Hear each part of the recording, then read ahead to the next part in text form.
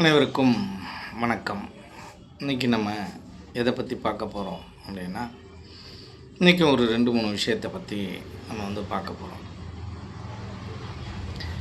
இந்த உலகம்ங்கிறது எப்படி இருக்குது அப்படின்னு கேட்டிங்கன்னா, இந்த உலகங்கிறது முரண்பாடு நிறைந்ததாகவே இருக்குது. எதுக்கெல்லாம் முரண்பாடு நிறைந்ததாக இந்த உலகம் இருக்குது அப்படின்னு கேட்டிங்கன்னா, இந்த உண்மை தத்துவங்களுக்கு முரண்பாடாகவே இந்த உலகத்தில் உள்ள மக்கள் எல்லாம் இயங்கிக்கிட்டு இருக்காங்க அப்படிங்கிறது தான் இங்கே உண்மையாக இருக்குது. இந்த உலகம் எப்படி இயங்குது அப்படின்னால், இந்த உலகமும் பிரபஞ்சமும் இயற்கை நியதியும் எப்படி இருக்குன்னா, அது இயல்பாகவே இருக்குது. அது அதோட பணியை சரியாக செய்யுது.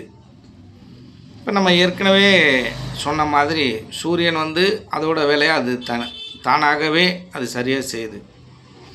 அதே போல் காற்று, இந்த ஐம்பூதங்கள் அதோடைய பணிகளை அது எந்த விதமான எதிர்பார்ப்பும் இல்லாமல் அழகாக அதோட வேலையை செஞ்சுக்கிட்டு இருக்கு. இந்த மனிதன் மட்டும்தான் தன்னுடைய இயல்பை மீறி உண்மைக்கு புறம்பான விஷயங்களை நம்பிக்கொண்டும் இயற்கைக்கு விரோதமாகவும் முரண்பட்டவனாகவும் வாழ்ந்து கொண்டிருக்கிறான் என்பதுதான் இங்கே உண்மையாக இருக்குது. இந்த உலகத்தில் யார் எதை சொன்னாலும் நம்பிக்கொண்டு நாம் ஒரு வாழும் கூட்டமாக தான் நாம் இதுவரைக்கும் இருந்து கொண்டு இருக்கிறோம். அதிலும் அதிகபட்சமாக ஒருவனை இந்த உலகம் நம்புறதுங்கிறது காலங்காலமாக இருந்துகிட்டு இருக்கு. அதில் ஆன்மீகமும் ஒன்றாக இருக்குது. நம்பி ஒரு விஷயத்தை செய்கிறதுங்கிறது ஆன்மீகத்தில் அதிகமாக இருக்குது. இது பத்தாதுன்னு சில வேதங்கள் என்ன சொல்லுது அப்படின்னால், வேதங்கள் சொல்வதை அப்படியே நீங்கள் ஏற்றுக்கொள்ளணும். நீங்கள் எந்த விதமான கேள்வியும் கேட்கக்கூடாது. வேதத்தில் என்ன சொல்லியிருக்கோ அதன்படி நீங்கள் நடந்துங்க. அப்போ தான் உங்கள் வாழ்க்கை தரம் உயரும் அப்படின்னு வேதங்கள் சொல்லியிருக்கு. அப்போ வேதங்கள் சொன்னதை அப்படியே நாம் ஏற்றுக்கொள்ளலாமா அப்படின்னு பார்த்திங்கன்னா, அதை ஏற்றுக்கொள்வதுங்கிறது எங்களைப் போல ஆட்கள் இல்லை சித்தரை போல மகான்களைப் போல ஆட்கள் என்ன சொல்லியிருக்காங்கன்னா, ஏற்றுக்கொள்ளக்கூடாது அப்படின்னு சொல்லியிருக்காங்க. உண்மைக்கு புறம்பான விஷயங்கள் எதுவாக இருந்தாலும் நாம் அதை ஏற்றுக்கொள்ளக்கூடாது. இப்போ ஒரு விஷயம் இருக்குது. நம்ம ஒரு ஒரு சுடு தண்ணி இருக்குது, அதை நம்ம சுட வைக்கிறோம், நெருப்பை மூட்டி சுட வைக்கிறோம். வேதத்தில் சொல்கிறாங்க என்னென்னா, நெருப்பை மூட்டி நீங்கள் சுட வச்சிங்கன்னா அது சூடாகாது. எப்படி சுட வைக்கணும் அப்படின்னு கேட்டிங்கன்னா, நீங்கள் ஒரு ஐஸ் கட்டியில் வச்சிங்கன்னா, அப்படி இந்த ஐம்பூதங்களும் இந்த பிரபஞ்சமும் தன்னுடைய வேலையை அது சிறப்பாக அதோட பணியை செஞ்சுக்கிட்டு இருக்கு. ஆனால் இந்த மனிதன் மட்டும்தான் இந்த இயற்கைக்கு முரணாக வாழ்வதும் உண்மைக்கு புறம்பாக வாழ்வதிலும் இவன் ஊன்றி இருக்கான், கவனம் செலுத்தி இருக்கான். சில பேரோட சில வார்த்தைகள் வேதங்கள் சொல்லியிருக்கு அப்படின்ற சில விஷயங்களை நம்பி இவன் தவறான நடவடிக்கைகளில் தவறான வழிமுறையை இவன் பயன்படுத்தி செல்கிறான் என்பது தான் இங்கே நிதர்சனமான உண்மையாக இருக்குது. இது எப்படி தவறான வழியில் இவன் செல்கிறான் என்று கேட்டால், இந்த வேதங்களை யார் எழுதினார் அப்படின்னு கேட்டிங்கனால், இந்த வேதங்களை எழுதியவர்கள் எல்லாம் வடநாட்டை சேர்ந்தவர்கள், நம்மளுடைய தமிழகத்தை சேர்ந்தவர்கள் கிடையாது. இப்போ நம்ம பகுதியில், இப்போ நம்ம தமிழ்நாட்டை பொறுத்த வரைக்கும் நம்ம அதிகபட்சமாக என்ன சாப்பிடணும் அப்படின்னு கேட்டிங்கனால் அரிசியை எடுத்துக்கணும்.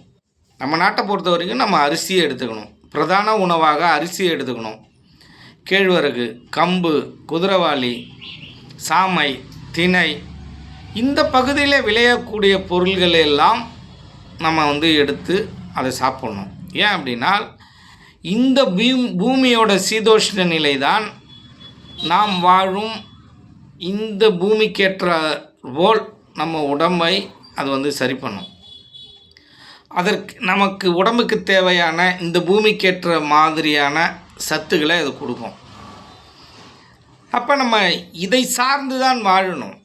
நம் தமிழகத்தோட சூழ்நிலையை சார்ந்து, அதோடைய உணவுப் பொருளை சார்ந்து, இங்கே கிடைக்கும் காய்கறிகளை சார்ந்து தான் அதிகபட்சமாக நாம் உண்ண வேண்டும்.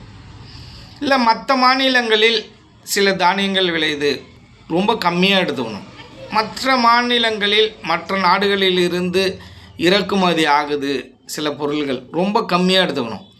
நம்ம நாட்டில் உள்ள உணவுப் பொருள்களை தான் நாம் அதிகமாக பயன்படுத்தணும். நம்ம நாட்டில் சத்துகள் இல்லாத உணவுகளே கிடையாது. அவ்வளோ சத்துகள் நம்ம நாட்டில் உள்ள காய்கறிகளில், நாட்டு காய்கறிகளில், பழங்களில் இருக்குது. இந்த நெல்லிக்காய் என்ற ஒரு பொருள் மட்டும் அவ்வளோ வியாதியையும் குணப்படுத்தும். இது காயசித்தி மூலிகையாக பயன்படுகிறது. நம்ம தமிழ்நாட்டை பொறுத்தவரையிலும் சோத்துக்கத்தாழை, நெல்லிக்காய், தூதுவளை, நெரிஞ்சில், இப்படி பல மூலிகைகள் இருக்குது. நம்ம சொல்லிக்கிட்டே பொற்றலை கையாந்தரை, இப்படி சொல்லிக்கிட்டே போகலாம். கண்டங்கத்திரி, இப்படி கரிசாலை, இது எல்லாமே காயசித்தி மூலிகைகள். இது எல்லாத்துக்கும் காமனாக சாப்பிட்லாம். இப்படி நமக்கிட்ட அற்புதமான மூலிகைகளும் உணவுப் பொருள்களும் கீரை வகைகளும் இருக்குது. அதை விட்டுட்டு நம்ம வெளிநாட்டில் இருக்கிற, வெளி மாநிலத்தில் இருக்கிற, அப்படி வெளிநாட்டில் இருந்து கிடைக்கும் பொருள்களாக இருந்தாலும், வெளி மாநிலத்தில் இருந்து கிடைக்கும் பொருள்களாக இருந்தாலும், ஏற்கனவே நான் சொன்ன மாதிரி குறைவாக எடுத்தேங்க. அந்த நாட்டில் வசிக்கிறவங்களுக்கு தான் அந்த காய்கறிகளும் அந்த நாட்டில் இருக்கும் பழ வகைகளும் அவங்களுக்கு ஏற்றதாக இருக்கும்.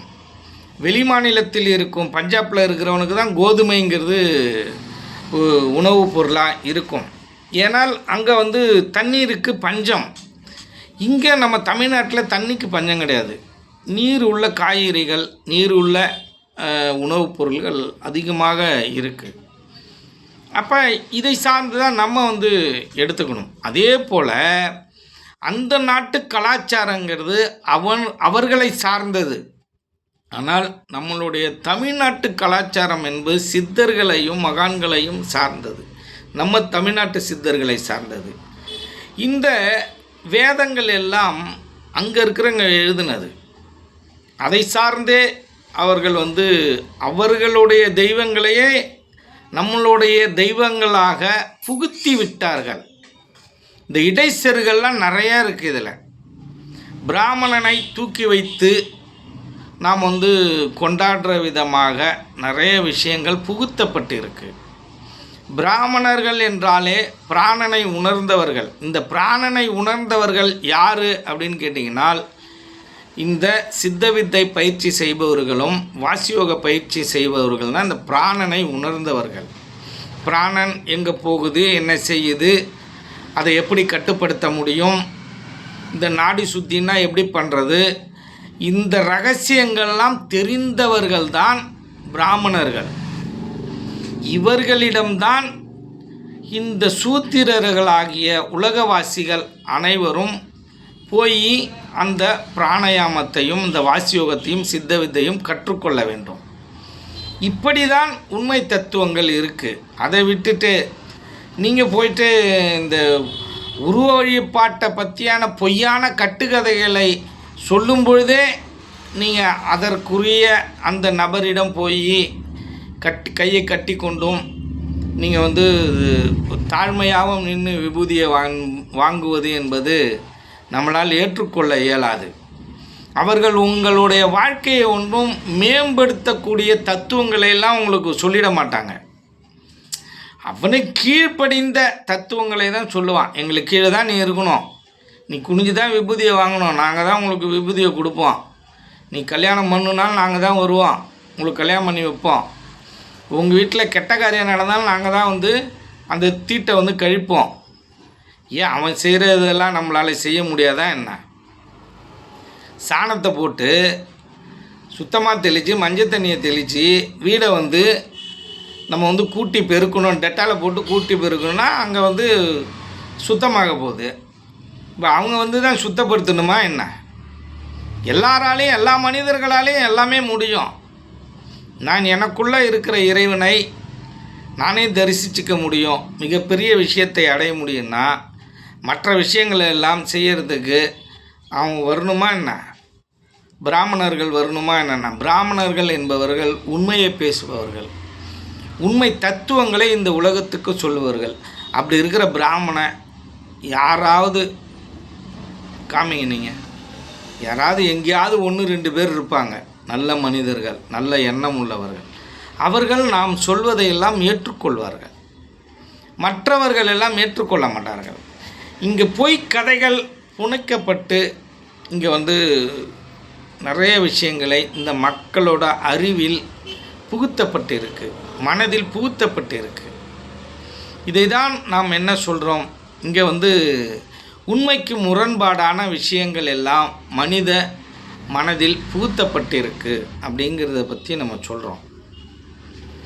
இப்போ நீங்கள் போய் இறைவன்கிட்ட போய் மனமுருகி வேண்டுறீங்க. வேண்டுனால் உங்களுடைய துயரங்கள்லாம் துடைக்கப்படும், உங்களுக்கு செல்வம் பெருகும். இந்த பூஜையை பண்ணிங்கன்னா செல்வம் பெருகும், அந்த பூஜையை பண்ணிங்கன்னா உங்களோட துன்பங்கள்லாம் தீர்ந்துடும். இந்த சிலையை போய் வணங்கினீங்க அப்படின்னா உங்களுக்கு துன்பமே இருக்காது, உங்களுக்கு கஷ்டமே இருக்காது. எவ்வளோ போய் சொல்கிறான். இப்போ இங்கெல்லாம் போய் வேண்டினவங்க எவ்வளோ பேர் இருக்காங்க, அங்கே பிரதட்சணை பண்ணவன் எவ்வளோ பேர் இருக்கான், வேண்டுனவன் எவ்வளோ பேர் இருக்கான், அர்ச்சனை பண்ணவன் எவ்வளோ பேர் இருக்கான். அவனவனுக்கு அவன் என்ன கோரிக்கை வச்சானோ அதெல்லாம் நிறைவேறி இருந்தால் நாம் நீங்கள் சொல்வதை அத்தனையும் ஏற்றுக்கொண்டு நாம் வாழ்க்கை முறையை நடத்தலாம். ஆனால் அப்படி இல்லையே. நான் ஒரு 100 பிரார்த்தனை வைக்கிறேன்னா எனக்கு அதில் 2 தான் நடக்குது, 3 தான் நடக்குது. அது யதார்த்தமாக நடக்குது. நான் உன்னிட்ட வேண்டுனதுனால நடக்கலை, நான் வேண்டுனாலும் அதான் நடக்கும், வேண்டலனாலும் அதான் நடக்கும். இதுதான் நிதர்சனமான உண்மையாக இருக்குது. இப்போ இந்த நம்பிக்கிட்டு இருக்கிற இந்த கூட்டம் இருக்கு இல்லையா, இந்த நம்பிக்கிட்டு இருக்கிற கூட்டத்துக்கும் அதான் நடக்கும். ஒருத்தன் கடவுள் இல்லைன்னு சொல்லிட்டு போய் அங்கே போய் வேணுனாலும் வேண்டாட்டினாலும் அதான் நடக்கும். 100 விஷயம் நடக்குதுன்னா அதில் 3 விஷயம் அவனுக்கு நடக்க தான் செய்யும். இதெல்லாம் காக்கா உட்கார பணம்பழம் விழுந்த கதையை தான். நான் வேண்டுனால பணம்பழம் விழுந்துருச்சு அப்படின்னா கிடையாது. அங்கே காக்கா உட்காந்து கொத்திச்சு அது சாப்பிட்றதுக்காக, அதில் என்ன செஞ்சிச்சு, பனம்பழம் விழுந்துருச்சு. இது நான் வேணுனதுனால தான் நடந்துச்சு, நான் யாகம் நடந்ததுனால தான் மழை பெஞ்சிச்சு. அங்கே உள்ள காற்று குளிர்ச்சி அடைஞ்சால் மழை பெய்ய போகுது, மேகம் குளிர்ச்சி அடைஞ்சால் மழை பெய்ய போகுது. அது காடுகளிலிருந்து குளிர்ச்சி அடைந்தால் அங்கேருந்து தள்ளிட்டு வரும் காற்று. இப்படி தான் நடக்கும். ஆனால் ஒரு மகானோ சித்தரோ உண்மையை உணர்ந்தவர்கள், இறைவனை உணர்ந்தவர்கள், உண்மை தத்துவங்களை இந்த உலகிற்கு சொன்னவர்கள், நியாயமாக வாழ்பவர்கள், நேர்மையாக வாழ்பவர்கள், ஏழைகளுக்கு உதவிகளை நிறைய செய்பவர்கள், இப்படி கருணையோடு வாழ்பவர்கள், தயவோடு வாழ்பவர்கள், இவர்கள் சொன்னால் நடப்பதற்கான வாய்ப்புகள்லாம் நிறையா இருக்குது. நடக்கும் கண்டிப்பாக. அதை மாதிரி இருக்கிற நபர்கள்ட்ட நீங்கள் ஆசீர்வாதம் வாங்கணும். அதை மாதிரி இருக்கிற நபர்கள் சொல்வதை நீங்கள் கேட்கணும். இந்த போலி குருமார்களோ இந்த பிராமணர்களோ, நான் சொன்ன பிராமணர்கள் உண்மையை உணர்ந்தவர்கள், உண்மையை பேசுபவர்கள். இங்கே அவன் பொழப்புக்காக நிறைய பொய்ய சொல்கிறான், நமக்கு உண்மைக்கு புறம்பாக இருக்குது. ஆனால் அதெல்லாம் நீங்கள் நம்புகிறீங்க. வடநாட்டிலேருந்து வந்த தெய்வங்கள்லாம், விஷ்ணுங்கிறது வடநாட்டு தெய்வங்கள், துர்க்கைங்கிறதெல்லாம் வடநாட்டு தெய்வங்கள். நம்மளுடைய தெய்வங்கள் எல்லாம் சிறு தெய்வங்கள். இந்த மாரியத்தா அப்படிங்கிறதுலாம் சிறு தெய்வங்கள். இங்கே நம்ம தமிழ்நாட்டில் உள்ள தெய்வங்கள், நம்மளுடைய பாரம்பரிய தெய்வங்கள், சிறு தெய்வங்கள். இந்த கற்பனசாமி, வீரனார், இதெல்லாம் நம் மூதாதையர்கள். இவர்களை வணங்கினாலும் அதுலேயும் ஏதாவது பிரயோஜனம் இருக்கானா? இல்லை. அவர்களால் நமக்கு ஏதாவது பண்ண முடியுமானா பண்ண முடியாது. ஆனால் அப்புறம் ஏன் நம்ம வணங்குகிறோம் அப்படின்னா, அவர்களுக்கு நன்றி சொல்லும் விதமாக வணங்குகிறோம். இப்போ சுபாஷ் சந்திர போஸ் இருந்தார், வீரபாண்டிய கட்டபொம்மன் இருந்தார். இவர்களோட நினைவுனால் நம்ம என்ன பண்ணுறோம், ஊதுவத்தி கொளுத்தி ஒரு மரியாதை நிமித்தமாக ஒரு மாலை போட்டு கொண்டாடுறோம். ஏன் அப்படின்னா, அவர்களுக்கு நன்றி செலுத்தும் விதமாக. நன்றி தான் செலுத்தணுமே தவிர அவங்க நம்மளோட பிரார்த்தனைகளை நிறைவேற்றிடுவாங்கன்னா அதெல்லாம் நிறைவேற்ற மாட்டாங்க. நீங்கள் வேலை செஞ்சீங்கன்னா தான் உங்களுக்கு சாப்பாடு. நீங்கள் உழைத்தீர்களே ஆனால் ஒரு பிரார்த்தனை வச்சே நீங்கள் உழைச்சிங்கன்னா தான் அது உங்களுக்கு கிடைக்கும். வள்ளுவன் சொன்ன மாதிரி தெய்வத்தால் ஆகாது எனினும், அந்த தெய்வத்தால்லாம் ஆகாது எனினும் இல்லை, ஆகவே ஆகாது. அந்த தெய்வத்தினால அது முடியாது. மெய்வருத்த முயற்சிதான் மெய்வருத்த கூலி தரும். நீங்கள் முயற்சி செஞ்சு உண்மையாக உழைச்சிங்கனால் அது நடக்கும். இந்த தெய்வத்தினால ஆகாது அப்படின்னு வள்ளுவன் அங்கே ஒரு வச்சு சொல்லிட்டார். தெய்வத்தால் முடியவே முடியாதுப்பா அப்படின்றது சொல்கிறதுக்கு பதிலாக உங்களுக்கு ஒரு நம்பிக்கை ஊட்டுற விதமாக தெய்வத்தால் ஆகாது, ஆனால் நீங்கள் உழைச்சிங்கன்னா கண்டிப்பாக அது நடக்கும் அப்படின்னு சொல்லிட்டார். அது ஏன்னா உங்களுக்கு ஒரு நம்பிக்கை கொடுக்குற விதமாக அவர் உங்களுக்கு ஒரு சலுகையாக அதை சொல்லியிருக்காரு. சித்தர்கள் என்ன சொல்கிறாங்க, தெய்வத்தால்னா நீங்கள் இந்த உருவ வழிபாட்டினால ஒன்றுமே நடக்காதுப்பா, நீங்கள் உழைச்சிங்கன்னா தான் நீங்கள் முன்னேறலாம். அது யோகமாக இருந்தாலும் ஞானமாக இருந்தாலும் நீங்கள் உழைச்சி தியானத்தில் உட்காந்து விடாப்பிடியாக வைராக்கியத்தோட மேல்நிலையை அடையணும்னா நீங்கள் உழைக்கணும் அப்படின்னு சொல்லிட்டார். அப்போ நம்ம தான் எல்லாமே, நான் செய்யக்கூடிய செயல்தான் எல்லாத்தையும் நடத்தும். இப்போ நான் செய்யக்கூடிய செயல்தான் இந்த கர்மம்லாம். நல்லதாக இருந்தாலும் கெட்டதாக இருந்தாலும் எனக்கு நடக்கக்கூடிய எல்லா விஷயத்துக்கும் யார் பொறுப்புனா நான் தான் பொறுப்பு. வெளியிலேருந்து யாரும் பொறுப்பாக மாட்டார்கள். எனக்கு நடக்கிற நல்ல விஷயம் அதுக்கு நான் தான் பொறுப்பு. அது நான் செய்த நன்மையினால் நடந்தது. எனக்கு ஒரு கெடுதல் நடந்துச்சு, எனக்கு கெடுதல் நடக்கிறதுக்கு காரணம் யாருன்னா நான் செஞ்ச தீமையால் நடக்குது அப்படிங்கிறத நீங்கள் புரிஞ்சுக்கணும். இதுக்கு இடைப்பட்ட நிலையும் இருக்குது. அது என்ன, சில சூழ்ச்சிகள்னால் நமக்கு நல்லதையும் நடந்துடும் கெடுதலும் நடந்துடும். அது யாரால்? சூழ்ச்சி செய்பவனால். நம்ம சில புத்திசாலித்தனமான சூழ்ச்சியின் வாயிலாக சில நல்லதை செய்வோம், அதுக்கு நல்லது நடந்துடும். நமக்கு நம்மளே கெடுதல் செய்வோம்னா செய்ய மாட்டோம். அப்போ இன்னொருத்தவன் நமக்கு ஒரு சூழ்ச்சியை பண்ணுவான் கெடுதல் செய்கிறதுக்கு, அந்த சூழ்ச்சியின் வழியாக நமக்கு கெடுதல் நடக்கும்.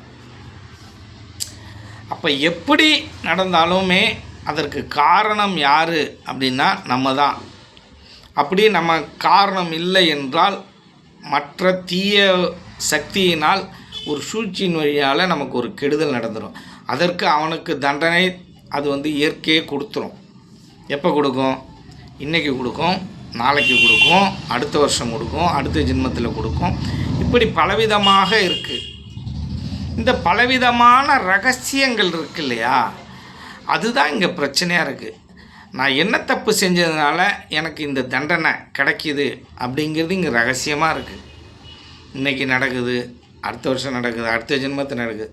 இதுதான் இங்கே பிரச்சனையாக இருக்குது. இதை உணர்ந்து கொள்ள முடியவில்லை மனிதனால். அப்படி உணர்ந்து கொள்ளாததுனால தான் நீங்கள் பல தவறுகள் இவன் செய்கிறான், அந்த விழிப்புணர்வு இல்லாதனால. இதை தெரிந்தவர்கள் யார் அப்படின்னு கேட்டிங்கன்னால் அவர்கள்தான் மகான்களும் சித்தர்களும், இந்த ரகசியங்களை தெரிந்தவர்கள். அதனால தான் அவர்கள் மறைமுகமாக சில விஷயங்களை சொல்லியிருக்காங்க. நீ அன்னதானம் போடு, மற்றவர்களுக்கு உதவி பண்ணு, இந்த ஜென்மத்தில் உனக்கு கல்விங்கிறது கிடைக்கல, அப்போ கல்விக்கு நீ உதவி பண்ணால் அடுத்த ஜென்மத்தில் உனக்கு கல்வி கிடைக்கும். நீ பணத்தை வாரி வாரி கொடு, அடுத்த ஜென்மத்தில் உனக்கு அவன் வாரி வாரி கொடுப்பான் அப்படின்னு சொன்னார். கடவுள் வாரி கொடுக்க மாட்டார். நீ செஞ்ச தர்மத்தினால்தான் அவர் என்ன பண்ணுவார், சப்போர்ட் பண்ணுவார். அவர் வாரி கொடுக்க மாட்டார். அவர் வாரி கொடுக்கறதா இருந்தால் அவர் வந்து கருணை மிகுந்தவர். அந்த இயற்கை எப்படி இருக்குன்னா, நீ என்ன செஞ்சீங்களோ அதை திருப்பி உங்களுக்கு கொடுக்கும். அப்படி தான் இந்த இயற்கை இருக்குது. அப்படி இருக்கக்குள்ள அது அந்த இயற்கை கருணை மிகுந்ததாக இருக்கக்குள்ள அது ஒருத்தவங்களுக்கு வந்து நல்லதையும் ஒருத்தவங்களுக்கு கெடுதலையும் எப்படி செய்யும்? எல்லோருக்கும் பொதுவானது தான் அது. யார் யார் என்ன கொடுத்துருக்கீங்களோ அதை திருப்பி கொடுக்குது, அவ்வளோதான் விஷயம். இப்போ இப்படி இருக்கும் பொழுது இந்த மனித கூட்டமாகப்பட்டது இந்த இயற்கைக்கு முரணாக இந்த சிலை தான் நமக்கு வந்து நல்லது செஞ்சிடுச்சு அப்படின்னு நீங்கள் நம்புறது இருக்குல்ல, இது வந்து ஒரு அறிவீனம். நீங்கள் ஒன்று செய்யுங்க, ஒரு மரத்தை நடுங்க. மரத்தை நட்டு அதை வந்து தண்ணி ஊற்றாமல், மழை பெய்ஞ்சாலும் அந்த மழை பெய்யாமல் அதை தடுத்து நிறுத்தி ஒரு மேலே ஒரு மூடி போட்டு மூடிடுங்க. மழையே பெய்யாமல் தடுங்க. அந்த மரம் எப்படி வளருதுன்னு பார்ப்போம். கடவுள்கிட்ட மட்டும் நீங்கள் வேண்டிக்கிட்டே இருங்க. மரம் வளருமா? காற்று இல்லாமல், சூரிய வெப்பம் இல்லாமல், நீர் இல்லாமல் ஒரு மரம் வளருமா அப்படின்னால் வளராது. நீரின்றி அமையாது உலகு. அப்போ அந்த கடவுளோட பவரை வச்சு அதை விளைய வச்சுருங்க பார்ப்போம். முடியாது. ஏன்னால் இயற்கையோட நியதியே அதான்.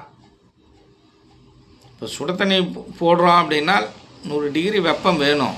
நான் ஐஸ்கட்டில் சுட வச்சுருவேன் கடவுளோட அனுகிரகத்தெல்லாம் முடியாது. இது எப்படி அறிவீனமோ அப்படி தான் இந்த அறிவீனமும். இந்த சிலை எனக்கு வந்து பணத்தை கொட்டி கொடுத்துச்சு, என் நோயை குணமாக்கிடுச்சு அப்படிங்கிறது அறிவீனம். இப்படி தான் எதிர்ப்பதமாக முரண்பாடாக இந்த மக்கள் கூட்டம் நம்பி இருக்கு. இந்த நம்பிக்கையை தான் நாம் வந்து தவறு என்கிறோம். நம்பிக்கை என்பது எப்படி இருக்கும்? உண்மையாகவும் இருக்கும், பொய்யாகவும் இருக்கும். இந்த காக்கா உட்கார பனைமரம் விழுந்துருச்சு, அப்போ உண்மையாக இருக்கும். காக்கா உட்காரவே இல்லை, உழவே இல்லை, அப்போ பொய்யாக இருக்கும்.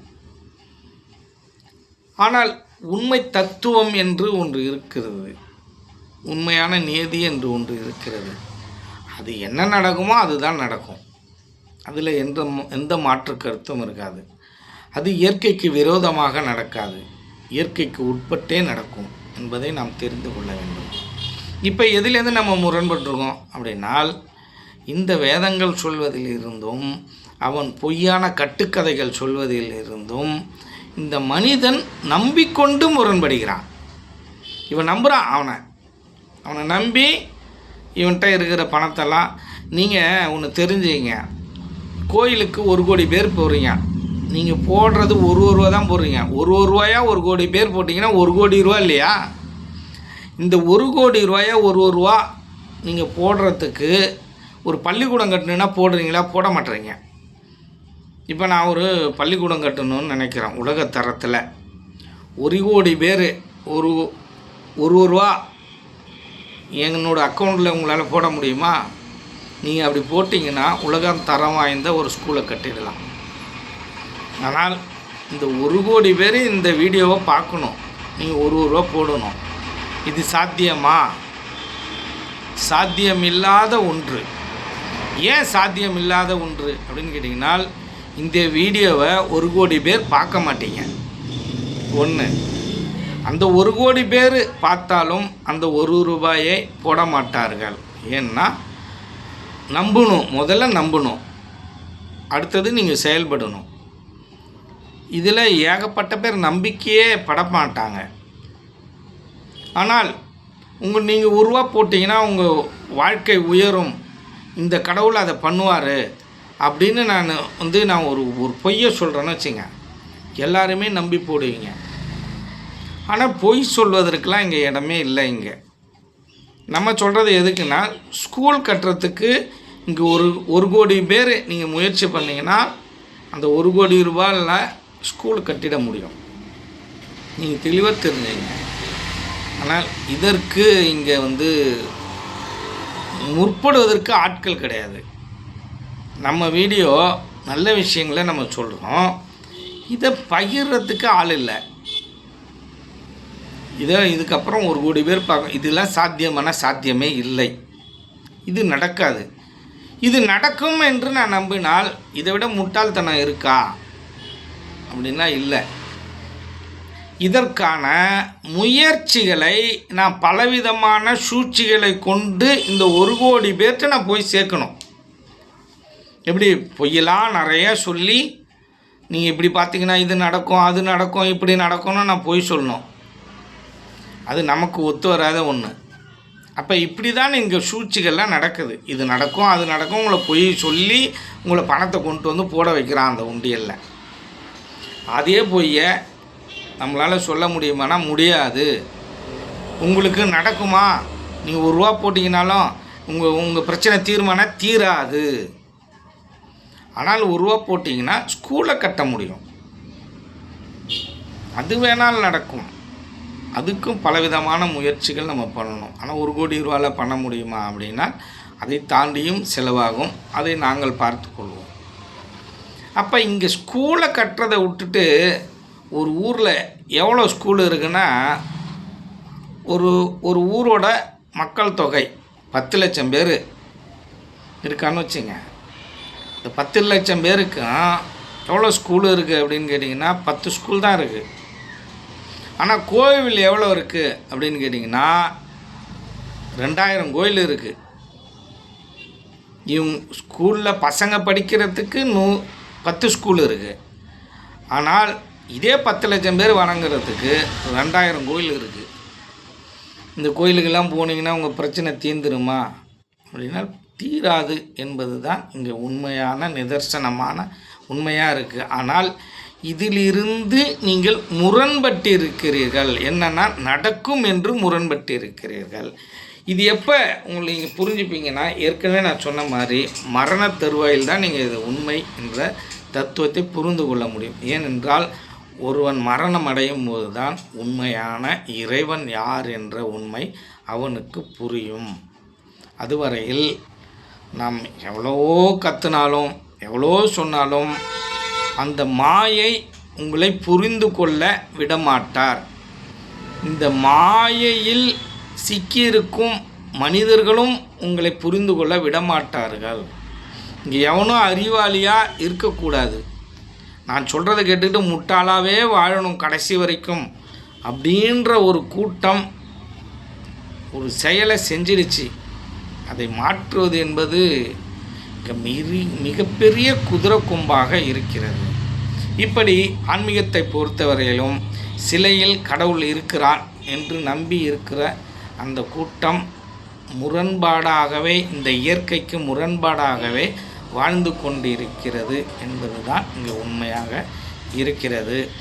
திருச்செந்தூரில் போய் வேணாலும் சரி, திருப்பதியில் போய் வேணாலும் சரி, நீங்கள் நினச்சது நடக்காது. 1-2 காரியம் வேணால் யதார்த்தமாக நடக்கும் என்ற உண்மை தத்துவத்தை நீங்கள் புரிந்து கொள்ளுங்கள். இப்போ ரெண்டாவது விஷயத்துக்கு வருவோம். உண்மைக்கு புறம்பான விஷயங்களை நாம் என்னென்ன அப்படிங்கிறத நம்ம சொல்லிட்டோம். இப்போ அதுக்கு அடுத்தார் போல் இன்னொரு விஷயத்தை பற்றி நம்ம பார்ப்போம். அடுத்தார் போல் எதை பற்றி பார்க்க போகிறோம் அப்படின்னால், இந்த மிகப்பெரிய சக்தி என்று இந்த உலகத்தில் நம் நாட்டில் பலவிதமான சக்திகள் இருக்கின்றன. அதில் உலகத்திலேயே மிகப்பெரிய சக்தி எங்கே குவிக்கப்படுது அப்படின்னா கோயிலில் தான் இருக்குது. மிகப்பெரிய சக்தியெல்லாம் கோயிலில் தான் இருக்குது அப்படின்ற ஒரு கூட்டம் போய் சொல்லிக்கிட்டு இருக்கு. அங்கே தான் கோயிலில் தான் சக்திகள் குவிக்கப்படுதான். என்ன சக்தி குவிக்கப்படுது? அந்த சக்தியை கொடுத்தவர் யார்? அந்த சக்தி என்ன சக்தி அப்படின்னால் அது பஞ்சாட்சர சக்தி. அது யாகத்தில் வளரக்கூடிய சக்தி அப்படின்னு ஒரு கதையை சொல்கிறான். இப்போ இந்த சக்தியெல்லாம் இந்த கோயிலில் கொடுத்துட்டா மனுஷனுக்கு பஞ்சம் போயிடுமா? வேலை இல்லாமல் சாப்பிட முடியுமா? இப்போ இந்த கோயில்கள் எல்லாம் இந்த மனித கூட்டத்துடைய இந்த பிரச்சனையை தீர்த்து விட்டால் நாம் அந்த கோயிலே இருக்கிறோம். இந்த பசி பட்டினி இருக்கக்கூடாது, ஏற்றத்தாழ்வு இருக்கக்கூடாது. யார் யார் என்ன வேண்டுறாங்களோ அது எல்லாத்தையும் கொடுக்கணும். அப்படி கொடுத்தால் இந்த கோயிலை கட்டமைத்த இந்த வேதாந்த உணரக்கூடிய இந்த பிராமணர்கள் இருக்காங்க இல்லையா, இவங்க சொல்கிறத கேட்குறோம். இந்த பிராமணரோ பூசாரியோ இந்த கோயிலை வழிநடத்தி செல்லக்கூடிய அவர்கள் சொல்கிறதை நம்ம கேட்குறோம். இந்த மக்களுக்கு அவன் வேண்டுறதெல்லாம் நடக்கணும். அப்படி நடந்தால் இந்த கோயிலில் மிகப்பெரிய சக்தி இருக்குங்கிறத நம்ம ஒத்துப்போம். அப்படி நீங்கள் வேண்டியதெல்லாம் இது வரைக்கும் நடந்திருக்கான்னு உங்களுக்குள்ளே நீங்கள் ஆராய்ஞ்சிங்க. இதை பலவிதமான வீடியோவை போடுறான். இந்த கோயில்களுக்கு தான் மிகப்பெரிய சக்தி இருக்குது. இப்போ இந்த வீட்டில் இருக்கிற கடவுளுக்கு சக்தி இருக்கானா? இல்லை. இப்போ ஒன்று தெரிஞ்சுங்க, கோயிலில் ஒரு சிலையை வச்சுருக்கான். அது பெரிய சிலை. அதே சிலையை நம்ம வீட்டில் சின்னதாக வச்சுப்போம். கோயிலில் ஒரு படம் வச்சுருக்கான், ஒரு சாமி படம்னு வச்சுங்க, சாமின்னு நினச்சிக்கிட்டு இருக்கிற படம். இப்போ சாமியார் அப்படின்னு சொல்லுவோம். அப்படின்னா என்ன பொருள்? சாமியாருன்னு உங்களுக்கு உணர்த்தக்கூடியவன் தான் உண்மையான சாமியார். அப்போ சாமி யார் அப்படின்னு பொய்யான தகவலை கொடுக்குறான்ல, அவன் சாமியார் கிடையாது, அவன் போலி சாமியார். அப்போ அவன் என்ன சொல்லுவான்? உருவத்துக்குள்ளே கடவுள் இருக்காருன்னு சொல்லுவான். சரி, ஒரு வகையில் அதை நம்ம ஏற்றுக்கிறோன்னு வச்சுப்போம். இப்போ கோயிலில் சிலை இருக்குது, அதுக்குள்ளே கடவுள் இருக்காருன்னு வச்சுப்போம். அதே சிலையை சின்னதாக்கி உங்கள் வீட்டில் வைங்க, அதே ஃபோட்டோ வைங்க. இப்போ இந்த ஃபோட்டோவில் இருக்கிற உருவமும் ஒன்று தான், அந்த கோயிலில் இருக்கிற உருவமும் ஒன்று தான். அந்த கோயிலில் இருக்கிறது கடவுள்னா அதே கடவுள் உங்கள் வீட்டில் இருக்கிற பூஜை அறையில் அதே உருவத்தில் இருக்கும்போது அங்கே இருக்குமா இருக்காதா? இருக்கும். இதே கடவுள் தான் அங்கேயும். ஆனால் இது வேறு பித்தளையில் செஞ்சது, அது வேறு பித்தளையில் செஞ்சது. இது வேறு கல்லில் செஞ்சது, அது வேறு கல்லில் செஞ்சது. அதில் பீங்கானில் செஞ்சுருக்கலாம், இல்லை மரத்தில் செஞ்சுருக்கலாம், இல்லை அதே கருங்கல்லில் செஞ்சுருக்கலாம். இப்படி ஒரு சிலையை வச்சுப்போம். அவன் என்ன சொல்கிறான்? உங்கள் வீட்டிலலாம் நீங்கள் கும்பிட்றீங்களா, அதெல்லாம் கடவுள் இல்லை. நீங்கள் கோயிலில் கும்பிட்றீங்களா, இங்கே பிரதிஷ்டை பண்ணி வச்சுருக்கோம்ல, இதுதான் கடவுள், இங்கே தான் சக்தி குமிக்கப்பட்டிருக்கு அப்படின்றான். உலகத்திலேயே மிகப்பெரிய சக்தி இந்த உலகத்தில் எங்கே இருக்குது அப்படின்னு நீங்கள் கேட்டிங்கனால் அவன் சொல்கிறது என்னென்னா கோயிலில் இருக்குன்றான். இல்லை அப்படின்னு சொல்கிறோம். ஏனென்றால் அந்த கோவிலுக்கே சக்தியை கொடுத்தது யார்? அந்த கோயில் சிலைகளை அமைத்தது யார்? அந்த கோயிலை கட்டமைத்தது யார் அப்படின்னு பார்த்தீங்கன்னா இந்த மனிதன்தான் கட்டமைத்தான். மனிதன்தான் அந்த சிலைக்கு ஒரு பஞ்சாட்சர தகடை எழுதுகிறான், இவன் மந்திரம் ஓதுறான், எது செஞ்சாலும் இந்த மனுஷன்தான் செய்கிறான். அப்போ அந்த சிலையையும் அந்த பஞ்சாட்சர மந்திரத்தையும் அந்த தகடையும் அந்த மருந்துகளையும் செஞ்சது, இடித்தது, போனது, வந்தது எல்லாம் செஞ்சது யாருனால் இந்த மனிதன்தான். அப்போ இந்த மனிதன்தான் என்ன பண்ணியிருக்கான்? இந்த கடவுளையே உருவாக்கியிருக்கான். அந்த கோயிலை கட்டினதும் மனுஷன்தான், அந்த கடவுளை உருவாக்குனதும் மனுஷன்தான், இந்த வீடை கட்டினதும் மனுஷன்தான், இந்த வீட்டுக்குள்ளே அந்த படத்தை வரைஞ்சதும் மனுஷன்தான், அந்த படத்தை ஃப்ரேம் பண்ணவனும் மனுஷன்தான், அந்த சின்ன சிலையை உருவாக்கினவனும் மனுஷன்தான். எல்லாம் இந்த உலகத்தில் உள்ள எல்லாத்தையும் அமைச்சது உருவாக்குனது யாருன்னா இந்த மனிதன்தான். அந்த மனிதனுக்குள்ளார எது உருவாக்கியிருக்கு அப்படின்னால், 2 கையால் சிற்பி சிலையை செதுகிறான். அப்போ 2 கையால் உளியை எடுத்து செதுகிறான். கை செயல்படுது. கையில் செயல்படக்குள்ள அதுக்கு ஆதாரமாக என்ன திட்டமிடுறது எதுனா இந்த மனம் திட்டமிடுகிறது. மூளை அந்த ஆர்டரை போடுது. இந்த திட்டமிடுதலுக்கு உறுதுணையாக எது இருக்குன்னா இந்த புத்தி இருக்குது, அறிவு இருக்குது, இந்த மனம் இருக்குது திட்டமிடுதலுக்கு. இப்படி எல்லா பாகங்களும் செயல்படுது. இந்த எல்லா பாகங்களும் செயல்பட்டு தான் என்ன செய்யுது, ஒரு பொம்மையையோ சிலையையோ உருவாக்குது. இதற்கெல்லாம் அடிப்படை எது அப்படின்னால் ஒன்றே ஒன்று தான் அடிப்படை. இந்த உடம்பை இயக்குவதற்கும் இந்த ஐம்புலன்களை இயக்குவதற்கும் உங்களுக்குள் ஆதாரமாக இருப்பது உங்களுக்குள் இருக்கும் உயிர், உங்களுக்குள் இருக்கும் ஜீவன். அந்த ஜீவன் உங்கள் உடம்பை விட்டு போயிடுச்சுன்னா இது பணமாயிடும். அந்த பணத்தால் ஒரு சிலையை செய்ய முடியுமா? செய்ய முடியாது. அந்த பணத்தால் மந்திரம் ஓத முடியுமா? ஓத முடியாது. அந்த பணத்தால் மருந்தை இடிக்க முடியுமா? இடிக்க முடியாது. மருந்தை செய்ய முடியுமா? செய்ய முடியாது. அந்த ஜீவன் உயிர் இல்லை என்றால் அது பிணமாக மாறப்படுகிறது. அந்த உயிர் இருந்தால் அது மனிதனாக இருக்குது. இந்த மனிதனால் அதற்கு மேல்நிலையை அடைய முடியுமானால் அடைய முடியும் என்று சித்தர்களும் மகான்களும் தெளிவாக சொல்லியிருக்கிறார்கள். எதை வைத்து அடைய முடியும் அப்படின்னால் உடம்பில் இருக்கும் உயிரை வைத்து தான் நாம் அந்த பெரிய நிலையை அடைய முடியும். அப்போ நீங்கள் தெளிவாக புரிஞ்சுக்கணும். என்ன புரிஞ்சுக்கணும்? இந்த உடம்புக்குள்ளே இருக்கிற இந்த உயிர் தான் இந்த உடம்பை என்ன பண்ணுது? ஆட்டி வைக்குது. அவன் ஆட்டி வைக்கிறான், நான் ஆடுறேன் அப்படின்னு சொல்கிறோம். யார்? அந்த இறைவன் ஆட்டி வைக்கிறான், நான் ஆடுறேன் அப்படின்னு சொல்கிறோம். அந்த இறைவன் யார் அப்படின்னா உடம்புக்குள்ளே இருக்கிற உயிர் தான். அதை இறைவன் ஆக்குவதும் அதை பிணமாக்குவதும் யாருன்னா நீங்கள் தான். பிணமாக்குவது இந்த ஐம்புலன்கள் தான் பிணமாக்குது. அந்த ஐம்புலன்களை கடந்து நீங்கள் மேலே ஏறினீங்கன்னா அதே கடவுளாக மாற்றுது.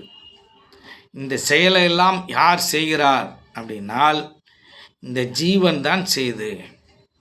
அப்போ இந்த உலகத்திலே மிகப்பெரிய சக்தி எது அப்படின்னு கேட்டிங்கனால் இந்த ஜீவசக்தி தான் மிகப்பெரிய சக்தி என்பதை நீங்கள் புரிந்து கொள்ள வேண்டும். அந்த கோயிலில் இருக்கிற அந்த பஞ்சாட்சரமோ லொட்டோ லொசுக்கோ எதுவுமே கிடையாது. அதையெல்லாம் உருவாக்கக்கூடிய ஒரு மனிதனை இயக்கக்கூடிய உயிர் சக்தி தான் இந்த உலகத்திலேயே மிகப்பெரிய சக்தி என்பதை நாம் அனைவரும் புரிந்து கொள்ள வேண்டும். இதை விட்டுட்டு அந்த கோயிலில் இருக்கிற சக்தி தான் மிகப்பெரிய சக்தி, அவன் போட்ட அந்த பஞ்சாட்சரம் தான் மிகப்பெரிய பஞ்சாட்சரம் அப்படின்னு நீங்கள் போனீங்களே ஆனால் அதெல்லாம் ஒரு கட்டுக்கதை. சரி, அதற்கெல்லாம் மிகப்பெரிய ஒரு தத்துவங்கள், அதற்கான காரணங்கள் ஏதாவது இருக்கான்னா இருக்குது. அது என்ன பண்ணும் அப்படின்னா உங்களை மிகப்பெரிய உங்களோட பஞ்சத்தை போக்காது. உங்களுக்கு எக்ஸாமில் உங்களுக்கு பாஸ் ஆகாது. இதெல்லாம் எதுவுமே செய்யாது. அப்புறம் என்ன தான் செய்யும் அப்படின்னு கேட்டிங்கன்னா அது ஒரு விதமான ஒரு நன்மையை செய்யும்.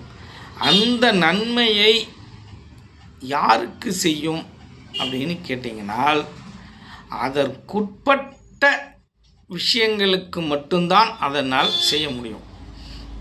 அது என்ன நீங்கள் புரியாத மாதிரியே சொல்கிறீங்க, புரிஞ்ச மாதிரி சொல்லுங்கள் அப்படின்னா, ஒரு மருந்து, ஒருத்தவனுக்கு ஒரு வியாதி இருக்குது, அந்த மருந்து எந்த வியாதிக்கு எந்த மருந்தை கொடுத்தா தீருமோ அந்த வியாதிக்கு அந்த மருந்தை கொடுக்கணும். அதை விட்டுட்டு அந்த வியாதிக்கு வேறு மருந்தை கொடுத்தா வேலை செய்யுமா அப்படின்னா செய்யாது. அதே போல தான் அந்த கட்டமைப்பு எல்லாமே ஒரு விதமான ஒரு நன்மையை தான் செய்யும். ஆனால் இதை கட்டமைத்த ஆட்கள்லாம் யாருன்னா, இதை கட்டமைத்த ஆட்கள்லாம் மனுஷன்தான். ஆனால் நான் கட்டமைத்த ஒரு விஷயம் யாருக்கு நன்மையை செய்யும் அப்படின்னால், எனக்கு நன்மையை செய்யுமா அப்படின்னால் நன்மையை செய்யும். மிக குறைந்த அளவே நன்மையை செய்யும். அது என்ன நன்மை? மிக குறைந்த அளவு நன்மை அப்படின்னு சொல்கிறீங்களே, அது என்ன நன்மை அப்படின்னால், அதை உங்களை மேல்நிலைக்கு ஞானத்தை கொடுக்காது. உங்களை கடவுளை உணர வைக்க முடியுமா? ஒன்றும் உணர வைக்காது. உங்களுக்குள் இருக்கும் ஜீவன் அதை உணருவதற்கு தயாராக உங்களுடைய உள் சூழ்நிலை இருக்குமே. ஆனால் அதை என்ன பண்ணும் அப்படின்னு கேட்டிங்கனால், உங்களுக்கு ஒரு சிறிய தூண்டல் இருக்கும், அவ்வளோதான். ஒரு பெரிய விஷயம்லாம் ஒன்றும் நடக்காது. ஒரு சிறிய தூண்டல் இருக்கும். அது என்ன தூண்டல் அப்படின்னால், ஒரு விளக்கு இருக்குது, விளக்கை பொருத்தி எண்ணெயை போட்டுடுறோம், தீபத்தை போட்டுடுறோம். அந்த தீபத்தில் அந்த தீபம் எரியுது. எதன் வாயிலாக எரியுதுன்னா, அந்த எண்ணெயில் வாயிலாக அந்த திரி எரிஞ்சிக்கிட்டு இருக்கு. அப்போ இந்த எண்ணெய் இருக்கு இல்லையா, இந்த எண்ணெய் அந்த தீபத்தை எரிய வைக்குது. அப்போ எரிஞ்சிக்கிட்டே இருக்கக்குள்ள அந்த திரியில் ஒரு சிட்டம் கட்டும். அந்த சிட்டம் கட்டும் பொழுது நாம் என்ன பண்ணுவோம், ஒரு குச்சியை ஒன்று எடுத்து அந்த சிட்டத்தை அப்படி தட்டி விடுவோம். இல்லை உங்கள் விரலால் அப்படி தட்டி விடுவோம். அந்த குச்சியை எடுத்து அந்த சிட்டத்தை தட்டுறீங்க இல்லையா, அந்த சிட்டத்தை தட்டுற அந்த குச்சி தான் அந்த பஞ்சாட்சரம்லாம். பஞ்சாட்சரம், அந்த மற்ற மருந்துகள் இடிக்கிறது எல்லாம். ஆனால் அதற்கு எதெல்லாம் சப்போர்ட் பண்ணணுன்னா, உங்களுடைய ஐம்புலன்கள் ஆதாரமாக எண்ணெயாக இருக்கக்கூடிய உங்களுடைய ஜீவன் எல்லாம் எப்படி இருக்கணும், விழிப்புணர்வாகவும் அந்த இறைநிலையை உணரும் அளவிற்கும் இருக்கணும். நீங்கள் அப்படி இருக்குங்குள்ள தான் அந்த சிட்டம் கட்டக்குள்ள அப்படி சும்மா அப்படி தட்டும். ஆனால் அதை அந்த ஒரு குச்சியை வச்சு தான் தட்டணும்னு அவசியம் இல்லை. நம்ம விரலால் கூட தட்ட முடியும், வேறு ஒரு இரும்பு துண்டால் கூட தட்ட முடியும். அப்போ தட்டணுன்னா நம்ம எதை வச்சு வேணுமோ தட்டிக்கலாம். ஆனால் அதை தட்டுவதை, அந்த சிட்டத்தை தட்டுவதை நாம் பெரிதாக எடுத்துக்கொள்ளக்கூடாது. அந்த சிட்டத்தை தட்டும் அந்த செயலுக்கு தான் கோயில் என்று பெயர். இந்த கோயிலுங்கிறது ஒரு பெருசாக ஒரு விஷயத்தை பண்ணவே பண்ணாது உங்களுக்கு எப்போதுமே. ஆனாலும் அதுக்கான ஒரு தத்துவங்கள் இருக்குது. உங்களை பாதுகாக்கிறதுக்கான இடம், உங்களுக்கு வெள்ளம் வந்துருச்சுன்னா அந்த வெள்ளத்தை பாதுகாக்கிறதுக்கான இடம், மின்னல் வந்துச்சுன்னா அதை தடுக்கிறதுக்கான கலசம். இது ஏற்கனவே பதிவிட்டிருக்கேன். அந்த கோயிலில் எங்கே தோணிங்கன்னா நல்ல தண்ணி கிடைக்கும், உங்கள் பஞ்சத்தை போக்கிக்கலாம். அப்போ உங்களை பாதுகாப்பதற்கான இடம்தான் அந்த கோயில். ஆனால் உங்கள் சக்தி நிலையை தூண்ட வேண்டும் என்றால் நீங்கள் எரிவதற்கு தயாராக இருக்கணும். அந்த சக்தி நிலைங்கிறது யார்கிட்ட இருக்குன்னா உங்கள்கிட்ட தான் இருக்குது. மிகப்பெரிய சக்திங்கிறது உங்கள்கிட்ட தான் இருக்குது. அங்கே இருக்கிறது சும்மா டம்மி. அது ஒரு குச்சி மாரி அந்த சிட்டத்தை தட்டுவதற்காக மட்டும்தான் அது பயன்படும். அப்போ இங்கே பிரகாசமாக இருக்கிறது எதுன்னா உங்களுடைய ஜீவன்.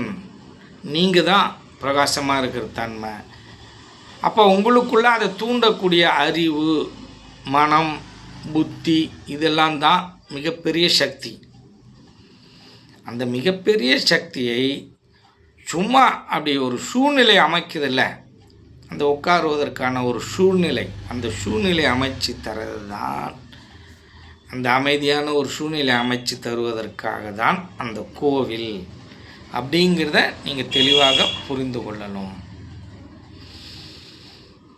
மீண்டும் அடுத்த காணொளியில் நாம் சந்திப்போம். நன்றி, வணக்கம்.